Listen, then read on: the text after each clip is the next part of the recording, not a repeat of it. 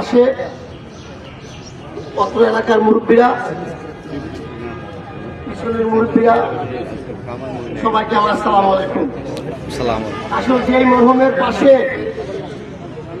আমরা দাঁড়িয়েছি, এই পথের প্রতীক, এখানে প্রতিটা মানুষই আমাদের হইতে হবে। তো ওনার সামনে যে আমাকে আলোচনা করার কথা বলেছেন,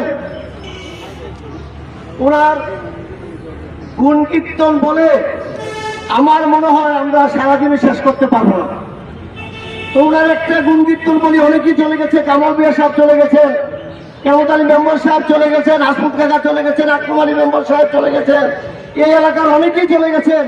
তাদেরই একজন হচ্ছে আমাদের এই সিরাজউদ্দিন তালুকদার, আমার মামা।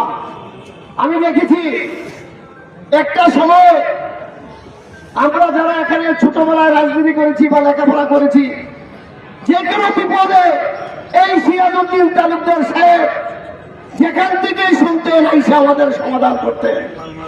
তার একটা গুণ কীর্তন বলে আমি শেষ করছি, যে একটা দরবারে দেখেছি যে সে এত স্ট্রং ছিল, বিপক্ষ পার্টি অনেক টাকা নিয়ে তার কাছে এসেছিল। তিনি বলেছিলেন, আমার মরতে হবে, এই টাকা আমি নিব না, যে বিচার সেই বিচারই করবো।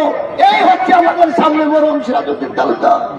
তো তার কাছে, আপনাদের সবার কাছে ওনার বাগিরা হিসাবে ক্ষমা চেয়ে আমি আমার আলোচনা শেষ করছি।